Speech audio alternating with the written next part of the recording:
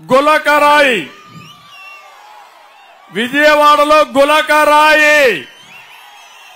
ఆయన పోతా ఉంటే కరెంట్ ఆఫ్ అయిపోయిందంట. నేను ఆఫ్ చేశానా? ఎవరిది గవర్నమెంట్ ఇక్కడ?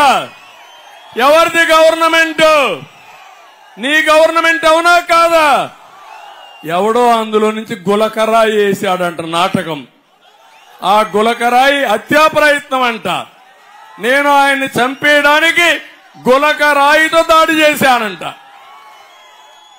ఏం తమిళలో బాగుంది కదా కథ. దానికి ఈ పోలీసులు హత్యా ప్రయత్నం కేసే పెట్టేశారు. అంటే నీ పైన ఒక గులకరాయి పడితే ఇంత కలవరం కావాలి? నా పైన రాళ్లతో కర్రలతో పోయిన దిక్కల దాడులు చేసేవే, సమాధానం చెప్పే ధైర్యం ఉందా సైకో అని అడుగుతున్నా. నేను అడుగడుగునా నా పైన దాడి చేశారా లేదా అని అడుగుతున్నా మిమ్మల్ని. ఏం చేశారా లేదమ్మా? చూశారా లేదమ్మా?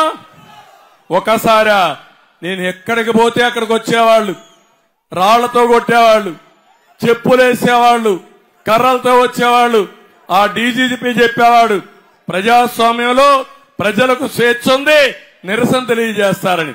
నీ మీద రాయేస్తే మాత్రం హత్యా ప్రయత్నం, మా మీద చెప్పులేసినా రాళ్లేసినా పవన్ కళ్యాణ్ రానీయకుండా చేసినా అది ప్రజాస్వామ్య సైకో? ఇది సైకో కాకపోతే ఏం తమ్ముళ్ళు మీరే చెప్పండి. అంటే మనిషి యొక్క అహంకారం, మనిషి యొక్క సైకో నేచర్తో రాష్ట్రాన్ని భ్రష్టు పట్టించి ఇప్పుడు ఇవన్నీ మాట్లాడే పరిస్థితికి వచ్చాడు.